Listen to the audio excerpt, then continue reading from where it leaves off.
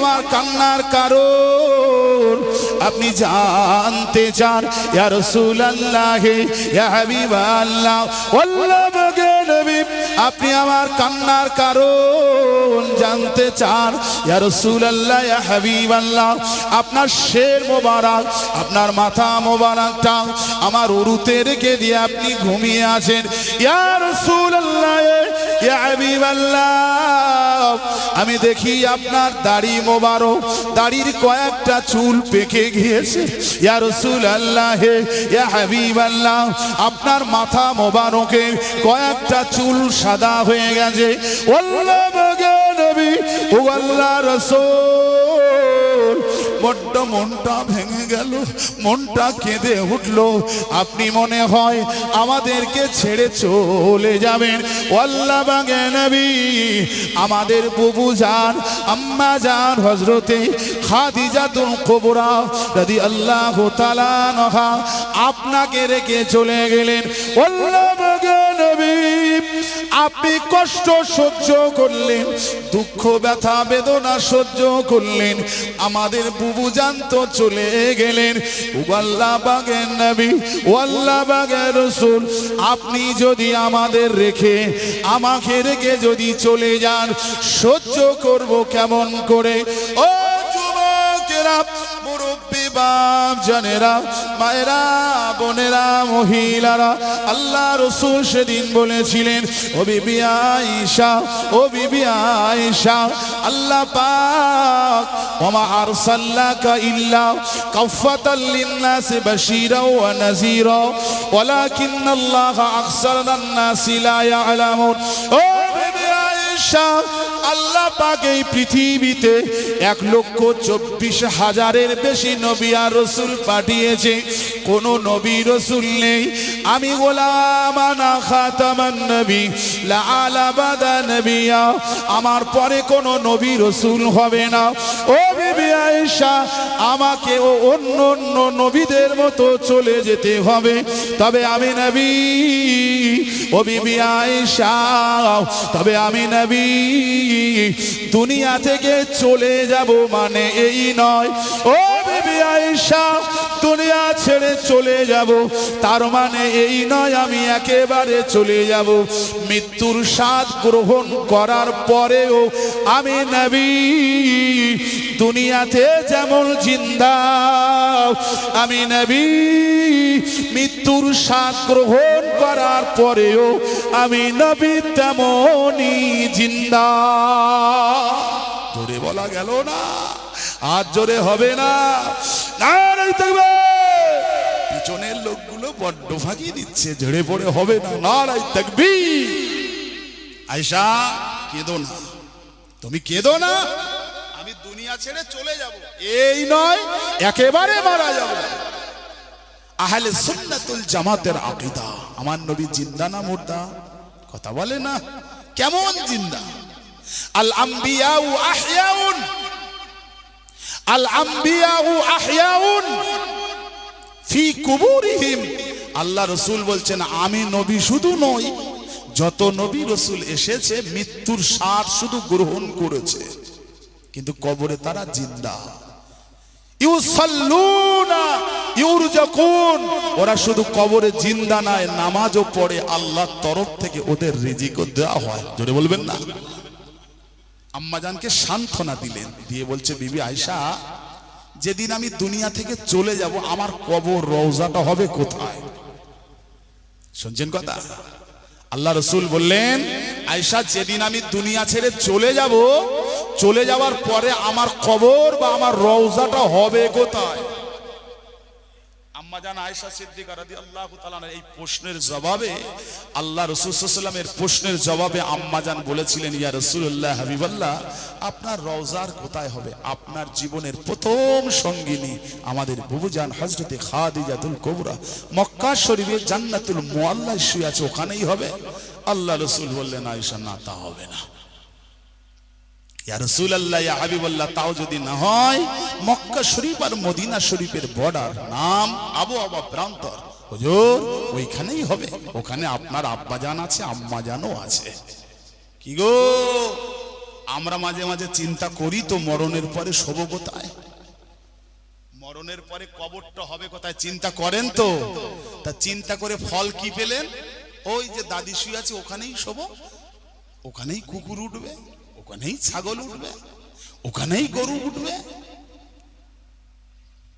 আল্লাহ রসুল বললেন, দিন ও দুনিয়ার বাদশা হাবিবুল্লাহ বললেন, আয়েশা আবু প্রান্তর মক্কা শরীফ আর মদিনার বর্ডার, যেখানে আমার আব্বা মা শুয়ে আছে ওখানে হবে না।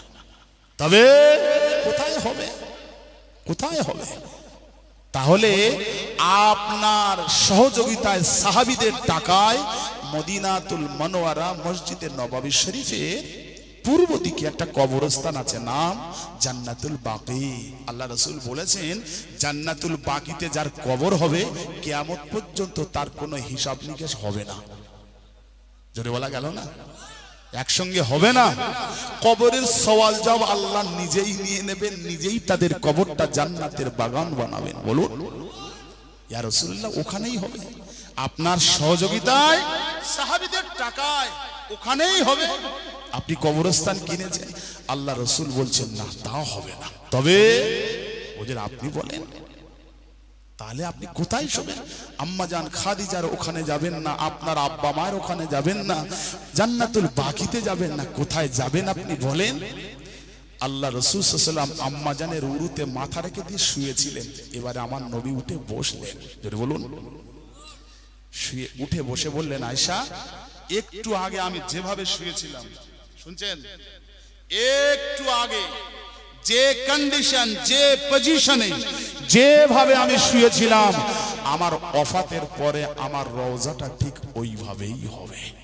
যদি বলবেন না? প্রাণ প্রিয় মুমিন মুসলমানগণেরা, ও যুবকেরা, মুরব্বী বাপ জানেরা, মায়েরা, বোনেরা, মহিলারা, আল্লাহ পাকের নবীর রওজা পাকটা যারা চামড়ার চোখে দেখেছেন তারাই বুঝতে পারছে আম্মা জান হযরতে আয়েশা সিদ্দিকা রাদিয়াল্লাহু তাআলা আনহার ঘরটাও পূর্ব আর উত্তর আর দক্ষিণে লম্বা লম্বি ছিল, উত্তর আর দক্ষিণে লম্বা লম্বি ছিল। ও যুবকেরা, উত্তর দক্ষিণে লম্বা যদি খুব বেশি হয় 15 হাত লম্বা হবে, 8টা যদি খুব বেশি হয় 10 থেকে 12 হাত হবে। আম্মা জান আয়েশা সিদ্দিকা রাদিয়াল্লাহু তাআলা আনহার ঘরে আল্লাহ রাসূল বললেন, বিবি আয়েশা, ও বিবি আয়েশা, আমার ওফাত শরীফের পরে, আমার ওফাতের পরে, দুনিয়া থেকে পর্দা নেওয়ার পরে আমার রওজাটা যেভাবে শুয়েছিলাম ঠিক ওইভাবেই হবে। অনেক কথা বল। আল্লাহ রাসূল 632 সালে ওফাত হয়ে গেলেন, সাহাবীদের কান্নার রোল উঠে গেল। 632 সাল 12ই রবিউল আউয়াল, সবাই চিন্তা ভাবনা করছে আল্লাহ রাসূলের রওজাটা কোথায় হবে, কোথায় হবে, সবাই চিন্তা ভাবনা করছে। আল্লাহ রাসূল সাল্লাল্লাহু আলাইহি ওয়াসাল্লামের ওফাতের পরে হুজুরের রওজাটা কোথায় হবে, সাহাবীরা বসে মিটিং করছে। কেউ বলছে মক্কা চলো, কেউ বলছে আবওয়ায় চলো, কেউ বলছে জান্নাতুল বাকিতে চলো। আম্মা জান আয়েশা সিদ্দিকা রাদিয়াল্লাহু তাআলা বলেন, না না, কোনো জায়গায় হবে না, আল্লাহ রাসূলের রওজা হবে আমার ঘরের মধ্যে। জোরে বলুন। এতক্ষণ যেটা আমি বললাম সব কথা শোনালেন। সাহাবীরা তখন মনে মনে কিছু কিছু বলতে লাগলেন যে আম্মা জান, আপনার ঘরে যদি হুজুরের রওজা হয় তাহলে আরো তো আম্মা জানেরা বেঁচে আছে, তারা বলবে কি? আম্মা জান, হুজুরের যদি রওজাটা আপনার ঘরে হয় আরো তো আম্মা জানেরা হায়াতে আছে, তারা বলবে কি? আল্লাহ রাসূল সাল্লাল্লাহু আলাইহি ওয়াসাল্লাম বললেন না, আম্মা জান বললেন না, আমার ঘরেই হবে। সাহাবীদের ভিতরে অনুষ্কুনুষ শুরু হলো, কানাঘোষা শুরু হলো। খলিফাতুল মুসলিমিন, মুসলিম জাহানের দ্বিতীয় খলিফা হযরত ওমর ফারুক রাদিয়াল্লাহু তাআলা বলেছেন, না না, আম্মা জান যেটা বলেছে ওইটাই ঠিক। একবার জোরে বলুন। এই তুমি ঠিক কি করে জানলে? আর যদি তুমি জেনে থাকবে এতক্ষণ আলোচনা করা হচ্ছে, আম্মা জান বললো তারপর তুমি ঠিক বললে, এর আগে বললে না কেন? ঠিক যদি হবে তা আলোচনা যখন চলছিল তুমি বললে না কেন? আম্মা জান যেই বললো তখন তুমি ঠিক বললে কেন? ইসলাম জাহানের দ্বিতীয় খলিফা হযরত ওমর ফারুক রাদিয়াল্লাহু তাআলা বললেন, আম্মাজান যেটা বলেছে ঠিক বলেছে, তার কারণ হুজুরের ইঙ্গিত ছিল, এটা আমি বুঝতে পারিনি। কারণ হুজুর পাক সাল্লাল্লাহু আলাইহি ওয়াসাল্লাম মাঝে মাঝে ওয়াজ করতেন আর বলতেন, মা বাইনা বাইতি ওয়া মিম্বারি রাউযাতুম মিন রিয়াজুল জান্নাহ। আমার আপনার নবী মসজিদে নববী শরীফে মিম্বারে উঠে ওয়াজ নসিহত করতেন। ওয়াজ করতে করতে মাঝে মাঝে মাঝে হাতটা লম্বা করে বলতেন, মা বাইনা বাইতি ওয়া মিম্বারি রাউযাতুম মিন রিয়াজুল জান্নাহ। ও যুবকেরা, আল্লাহ রাসূলের মসজিদে নববী শরীফের কিবলাটা হলো দক্ষিণ দিকে, মসজিদের মেহরাব মেম্বারটা হলো দক্ষিণ দিকে, আর মসজিদে নববী শরীফের পূর্ব গায়ে আম্মা জানের ঘর। আল্লাহ রাসূল ওই মেম্বারে উঠে বলতেন, মা বাইনা বাইতি ওয়া মিম্বারি রাউযাতুম মিন রিয়াজুল জান্নাহ। মিম্বারে উঠে সাহাবীদের দিকে উত্তর দিকে মুখ করে বলতেন, মা বাইনা বাইতি ওয়া মিম্বারি, আমি নবী যেখানে দাঁড়িয়ে দাঁড়িয়ে খুতবা দিই, ও সাহাবারা, আমি নবী যেখানে দাঁড়িয়ে দাঁড়িয়ে খুতবা দিই, মা বাইনা বাইতি ওয়া মিম্বারি রাউযাতুম মিন রিয়াজুল জান্নাহ। মানে আল্লাহ রাসূলের মুখটা ছিল উত্তর দিকে, হাতটা লম্বা করে দিতেন পূর্ব দিকে। পূর্ব দিকেই ছিল আম্মা জান আয়েশা সিদ্দিকা রাদিয়াল্লাহু তাআলা আনহার ঘর। ও যুবকেরা, হুজুর রাদিয়াল্লাহু তাআলা আনহু, হযরতে ওমর ফারুক রাদিয়াল্লাহু তাআলা আনহু বললেন, হুজুর বারবার হাতটা লম্বা করে দিত আম্মা জানের ঘরের দিকে। সুতরাং আম্মা জানের ঘরটা আল্লাহ রাসূল যেখানে খুতবা দেয় ওইখান থেকে নিয়ে যেখানে আমার রাসূলের রওজা, ওই রওজা পাক পর্যন্ত হলো বেহেশতেরই বাগান। মা বাইনা বাইতি ওয়া মিম্বারি রাউযাতুম মিন রিয়াজুল জান্নাহ, মানে আল্লাহ রাসূল বললেন, আমি যেখানে দাঁড়িয়ে খুতবা দিচ্ছি এখান থেকে যেখানে আমার রওজা হবে ওটা বেহেশতের বাগান। জোরে বলুন। হাতটা বারবার বাড়িয়ে দিতেন, মানে আম্মাজান আয়েশার ঘরের দিকেই দেখাতেন। কচি আমার সোনার চাঁদ ভাইরা, যে কথা বলার জন্য আমি আপনাদের কাছে এই কথাটাই বলছি, কারণ হচ্ছে দুনিয়ায় বেঁচে থাকতে থাকতে নিজের কবরের কথা চিন্তা করার দরকার আছে না নাই? ঘর তো ঘরের পর হচ্ছে, তালার পর তালা হচ্ছে, প্লাস্টারের পর প্লাস্টার হচ্ছে, প্যারিসের পরে প্যারিস হচ্ছে। নিষাদ করছি না আমি, মরে গিয়ে ঢুকবেন কোথায়? চোখের সামনে যেখানে বাপকে রেখেছি সেখানে দেখছি তো গরু ছাগলের আড্ডা, তুমি ওই আড্ডায় যাবে? চিন্তা করবেন কবে? মুসলমানের কবরস্থানগুলো দেখলে চোখ দিয়ে পানি আসে। কোনো তার ঘেরাঘুরি নেই, কোনো আদব নেই, তার কোনো ইজ্জত নেই, কোনো সম্মান নেই। মেয়েদেরও বলি, হ্যাঁ কবরস্থানে গিয়েছে শাক তুলতে, শাক ভাজা করে খাবে। আস্তাগফিরুল্লাহ বলবেন না? কি অবস্থা বলুন তো দেখি। কবরস্থানের গায়ে কচুল্লতি হয়েছে, তুলতে গেছে মেয়েরা। ভাবতে বড় অবাক লাগে। আল্লাহ রাসূল সাল্লাল্লাহু আলাইহি ওয়াসাল্লাম চলে গেলেন, দুনিয়া ছেড়ে চলে গেলেন। ইসলাম জানের দ্বিতীয় খলিফা। মোহাব্বত কাকে বলে? কবরের চিন্তা চেতনা ফিকির কাকে বলে? ইসলাম জাহানের দ্বিতীয় প্রথম খলিফা হযরতে আবু বকর সিদ্দিক রাদিয়াল্লাহু তাআলা হুজুর দুনিয়া থেকে বিদায় হয়ে গেলেন। হুজুরকে জিজ্ঞাসা করা হলো, হুজুর আপনার ওফাতের পরে আপনি শোবেন কোথায়? আপনার ওফাতের পরে যখন আপনার মউত হয়ে যাবে আপনি শোবেন কোথায়? হুজুর বললেন, হুজুর বলতেন, বাবা আমি কোথায় শোবো এটা আমি বলতে পারবো না, বলবেন আমার নবী। জোরে বলুন। আর জোরে বলবেন না? হুজুর আপনি বলেন কি? রাসূল পাক সাল্লাল্লাহু আলাইহি ওয়াসাল্লাম তো দুনিয়া ছেড়ে চলে গেছে। হুজুর তো আগে তো বলেন হায়াত, মানে হায়াতের জিন্দেগিতে হায়াত থাকতে থাকতে হুজুর তো বলেন, আপনি বলছেন নবী বলবেন।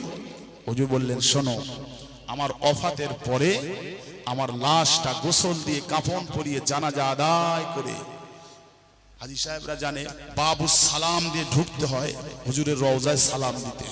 সোনার গেট আছে, প্রথমে দুটো ছিদ্র, ওটা ব্ল্যাঙ্ক ফাঁকা। ফাঁকা মানে ওই সোজাসুজি হযরত ঈসা আলাইহিস সালাম তিনি চতুর্থ আসমানে আসবেন। ওফাতের পরে 40 বছর হায়াতে থাকবে। ওনার 40 বছর হায়াতের পরে উনি যখন মৃত্যুবরণ করবে ওইখানে ওনার দাফন হবে।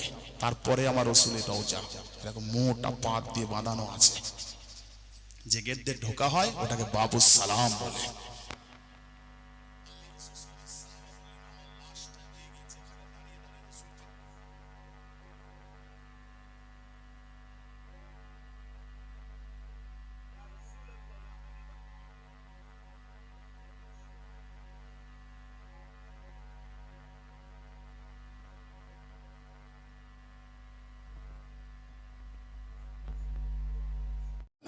তোমার আব্বাজান যখন ইচ্ছা করেছে এটা দিতেই হবে, দিতেই হবে। কেন? তোমার আব্বার জীবনের বড্ড অবদান আমার জীবনের সঙ্গে জড়িয়ে আছে। তোমার আব্বাজান যখন বলেছে যাও, তোমার আব্বাজানকে গিয়ে বলবে যে আব্বাজান আম্মাজান আয়েশা সিদ্দিকা রাদিয়াল্লাহু তাআলা রাজি হয়ে গেছে, আপনার ওফাতের পরে আপনার ওখানেই দাফন হবে। আল্লাহ রাসূল সাল্লাল্লাহু আলাইহি ওয়াসাল্লামের বিবি আমাদের মা আয়েশা সিদ্দিকা রাদিয়াল্লাহু এই রাজি হওয়ার একটা কারণ আছে, এমনি না। আল্লাহ রাসূল সাল্লাল্লাহু হযরতে আবু বকর সিদ্দিককে জিজ্ঞাসা করছে, আবু বকর তুমি কি ভালোবাসো? আবু বকর সিদ্দিক বলছে হুজুর আমি তিনটে জিনিস বড্ড ভালোবাসি। আল্লাহ রাসূল সাল্লাল্লাহু আলাইহি ওয়াসাল্লাম আবু বকর সিদ্দিক রাদিয়াল্লাহু তাআলা জিজ্ঞাসা করছে, আবু বকর তুমি কি ভালোবাসো? বলছি ইয়া রাসূলুল্লাহ আমি তিনটে জিনিস বড্ড ভালোবাসি। এক, সর্বসময় যেন আমার চোখ আপনাকেই দেখে, আমি এটা ভালোবাসি। জোরে বলুন। মানে আমার নজর সর্বসময় যেন আপনার প্রতিই থাকে, আমার এটা বড্ড ভালো লাগে। দুই, টাকা পয়সা ইনকাম করব আমি, টাকা পয়সা সোনা দানা যা ইনকাম করব আমি, আমার টাকা কিন্তু খরচ করব আপনার জন্য, আমি এটা বড্ড ভালোবাসি। জোরে বলুন। আর তিন, হুজুর মেয়ে আমার, মেয়ে আমার কিন্তু বিয়ে দেবো আপনার সঙ্গে, এটা আমার বড্ড পছন্দ। একবার জোরে বলুন। আল্লাহ পাক হুজুরের তিনটে আশাই পূরণ করেছিল, তিনটে আশা পূরণ করেছিল।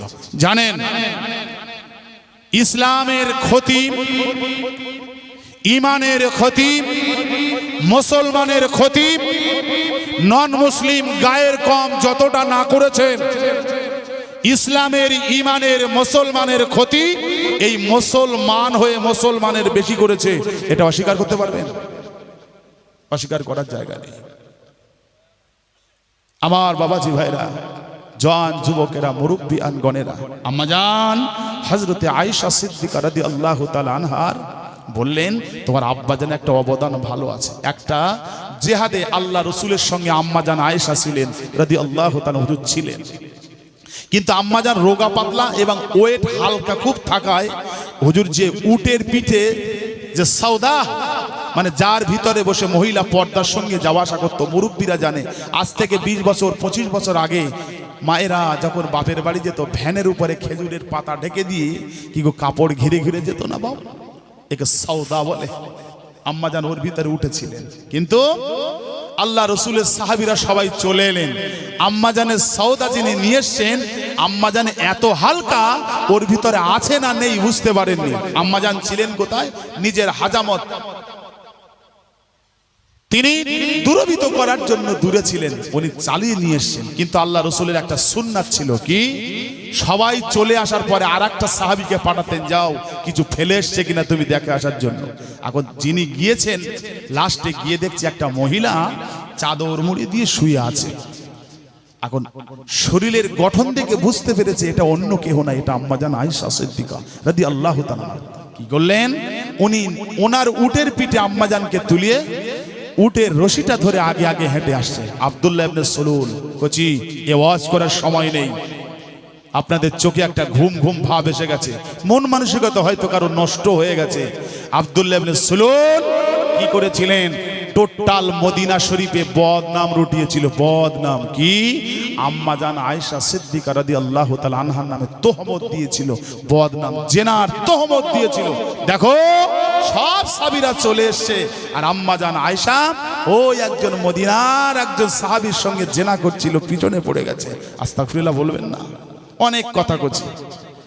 আল্লাহ রসুল আম্মাজান আয়েশাকে ডাকলেন, বিবি আয়েশা এদিকে এসো, বাইরে আর যাওয়ার মতো নেই, বাহিরে আর যাওয়ার মতো নেই, কান পাতা যায় না। তুমি এক কাজ করো, আল্লাহর দরবারে তুমি তওবা চেয়ে নাও, আমি নবী, আমি রসুল তোমাকে ক্ষমা করে দেব। বিবি আয়েশা, বাইরে কান পাতা যায় না, যেখানে যাই ছেলে কিশোর মহিলা বেটা ছেলে মেয়ে ছেলে সবার মুখে একটাই কথা, আয়েশা আপনার নামে একটা তোহমত দিয়েছে, তুমি তওবা করে নাও, আমি গিয়ে বলে দেব আমার আয়েশা তওবা করেছে, আমি নবী তোমাকে ক্ষমা করে দেব। আম্মা জান বলেছিলেন, ইয়া রাসূলুল্লাহ, ইয়া হাবিবাল্লাহ, আল্লাহ পাকের নবী, তওবা চাইতে আমার কোনো ভুল নেই, তওবা চাইতে আমার কোনো দোষ নেই, তওবা চাইতে আমার কোনো ক্ষতি নেই। একবার নয় দুবার নয় 100 বার তওবা চাইবো, এতে আমার কোনো কষ্ট নেই। আল্লাহ পাকের নবী, তবে আপনি আমাকে এই ব্যাপারে তওবা চাইতে বলবেন না, তবে আপনি এই ব্যাপারে তওবা চাইতে বলবেন না। ওগো আল্লাহ পাকের নবী, ও আল্লাহ পাকের রাসূল, এই ব্যাপারে আপনি আমাকে তওবা চাইতে বলবেন না, আমি তওবা চাইতে পারবো না। আল্লাহ পাকের নবী, এই ব্যাপারে যদি আমি তওবা চাইনি তাহলে সবাই জেনে যাবে আয়েশা নিশ্চয়ই অপরাধ করেছে, নিশ্চয়ই আয়েশা এই কাজের কাজী, এই তহমতের হকদার। আল্লাহ পাকের নবী, আমার তওবা চাইতে কোনো দ্বিধা নেই, তওবা চাইতে আমার কোনো অসুবিধে নেই। এই ব্যাপারে তওবা আমি আয়েশা একবারও চাইতে পারবো না। আল্লাহ পাকের নবী, এই ব্যাপারে আপনি আমাকে তওবা চাইতে বলবেন না, এই ব্যাপারে আপনি আমাকে তওবা চাইতে বলবেন না। তওবা চাইতে আমার কোনো অসুবিধে নেই, একবার কেন 1000 বার তওবা চাইবো সে বিয়াচ্ছা, কিন্তু এই ব্যাপারে আমি একবারও তওবা চাইবো না। যদি চেয়ে থাকি সবাই বলবে আয়েশা যদি এই কাজের কাজই না হবে তাহলে তওবা করলো কেন।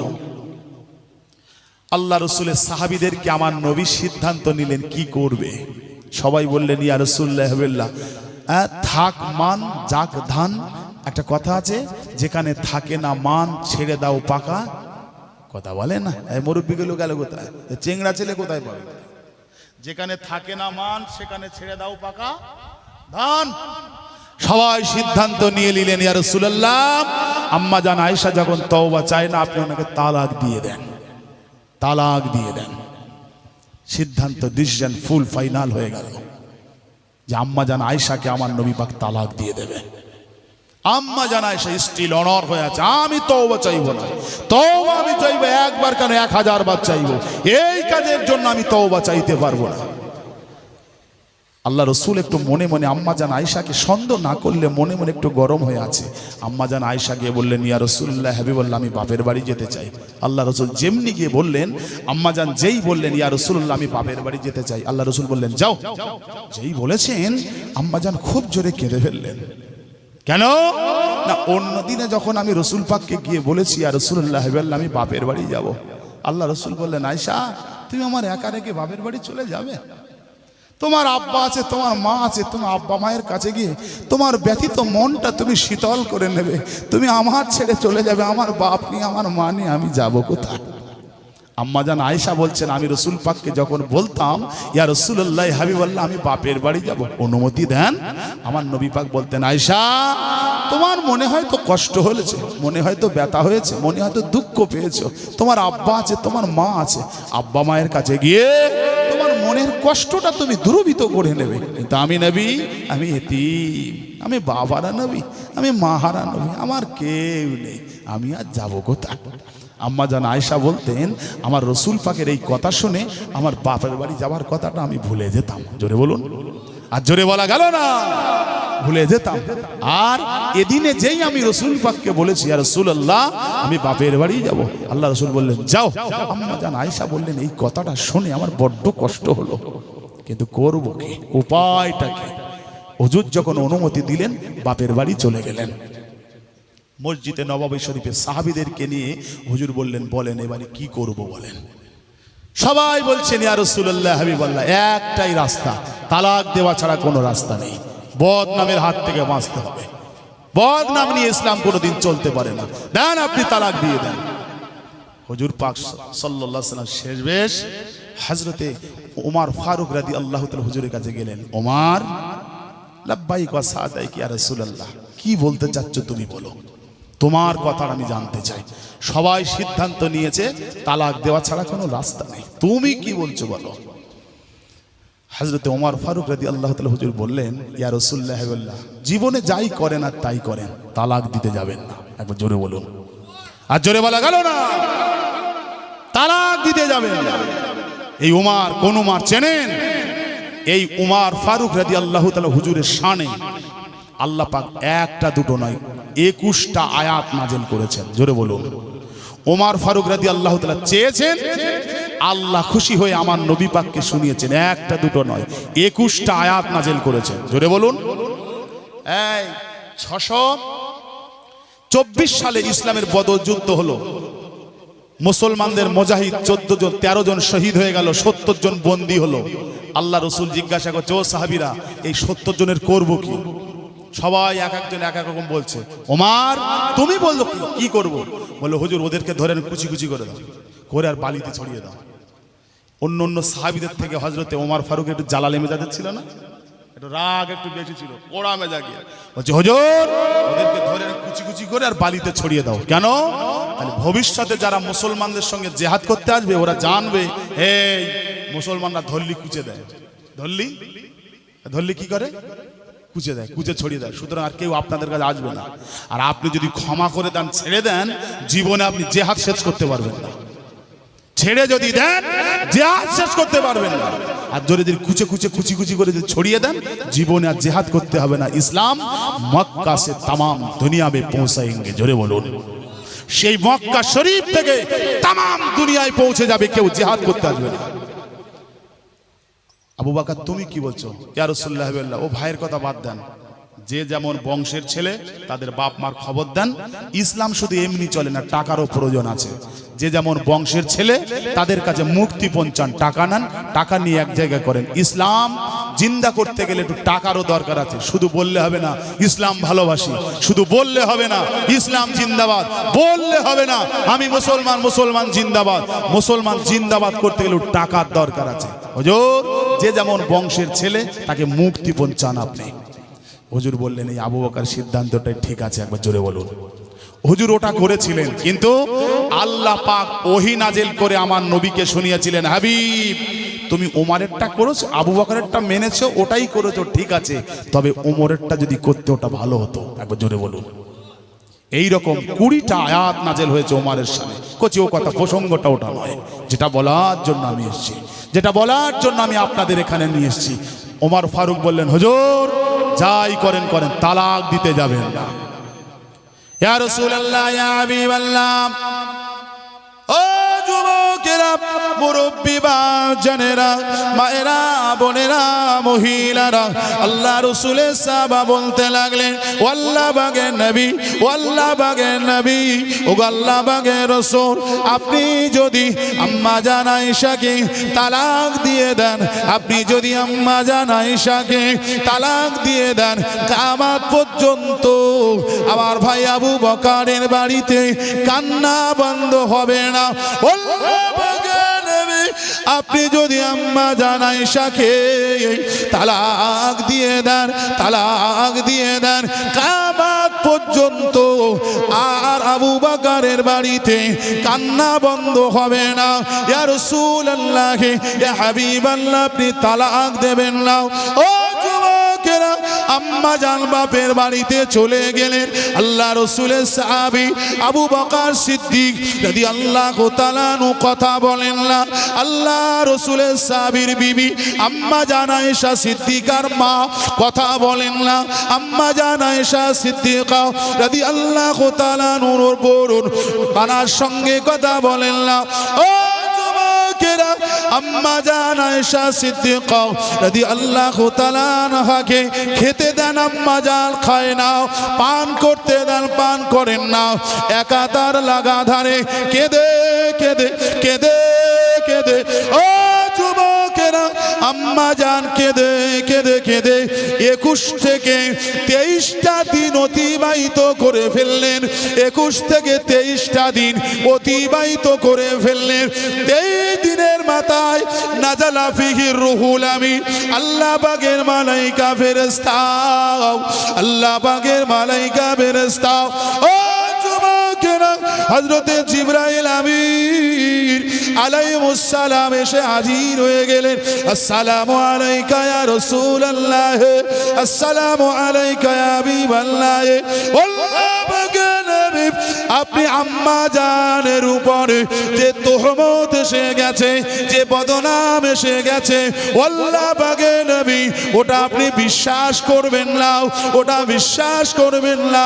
ওটা মুনাফিকরা ইসলামের উপরে বদনাম করার জন্য এটা ষড়যন্ত্র করেছে। আম্মা জান তাহেরা, আম্মা জান হলো পবিত্রা, আম্মা জান হলো নিষ্কলঙ্ক। একবার জোরে জোরে বলুন সুবহানাল্লাহ। ও যুবকেরা, আল্লাহ রসুলের সাহাবী হযরতে ওমর ফারুক, আল্লাহ রসুলের সাহাবী হযরতে ওমর ফারুক রাদিয়াল্লাহু তাআলা আনহু ছুটে ছুটে চলে গেলেন। আম্মা জান, আম্মা জান, আম্মা জান, মারহাবা বারাকাতান, আহলান সাহলান, খুশি হয়ে যান আম্মা জান, খুশি হয়ে যান। আল্লাহ পাক আপনার প্রতি ওহী নাযিল করে দিয়েছে। ও আপনি চলুন চলুন চলুন চলুন, আপনি আবার রসুলের বাড়িতে ফিরে চলুন। আল্লাহ রসুল বাইরে দাঁড়িয়ে আছে, আপনি বাইরে চলুন। আম্মা জানো সময় বলেছিলেন, ও বাবা আবু উমার, ও রসুলের সাহাবা উমার বাইরে গিয়ে আল্লাহ রসুলের সঙ্গে দেখা করার আগে 2 রাকাত শুকরানা নামাজ আল্লাহর জন্য আদায় করতে হবে। অনেক কথা করছি। সেদিন তালাক হয়ে যেত, ওমর ফারুক বলেছিল তাই রসুল তালাক দেয়নি। আজকে ওমরের ছেলে এসছে, আব্বাজান আপনার জায়গাটা পছন্দ করেছে। আম্মাজান বললেন, আব্দুল্লাহ, আমার জীবনে তোমার আব্বার অবদান অস্বীকার করা যাবে না। আমি খুশি হয়ে নিশ্চিন্তে, আমি ভেবেছিলাম আমার স্বামী রসুল আছে, তার পাশে আবু বকর আমার আব্বা, তার পাশে আমি শোব কিয়ামত পর্যন্ত। তখন তোমার আব্বা যখন চেয়েছে, আমার পছন্দের জায়গাটা তোমার আব্বাজানকে দিয়ে দিলাম। জোরে বলুন। আর জোরে বলা যাবে না। বাবা বেঁচে থাকতে থাকতে কোথায় সবে জায়গা ঠিক করে নিও। মুক্তাসার করলাম, আর সামনে এগোবো না। কথা বুঝেছেন? বাপের লাশ নিয়ে কবরস্থ করেছো, মায়ের লাশ নিয়ে কবরস্থ করে এসছো। আজকে মুসলমান সমাজের কবরের যা অবস্থা, আহা, ভেঙে পুকুরে চলে যাচ্ছে। মুরব্বী বলতে, হ্যারে করি, তোর বাপ তো পুকুর চলে গেল। বলছে যাচ্ছে যাক না, পুকুর তো বড় হচ্ছে। কি বলে? যাচ্ছে যাক, পুকুর তো বড় হচ্ছে। আহা হা হা, মুসলমান সংযত হয়ে যাও বাবা। দিন থাকতে দিনের নাম নেন, আর নয় সামনে এগালাম না। বলা বক্তব্য এখানে ইতি করছি। ছেলেরা, বাবারা, ভাইয়েরা, মায়েরা, বোনেরা।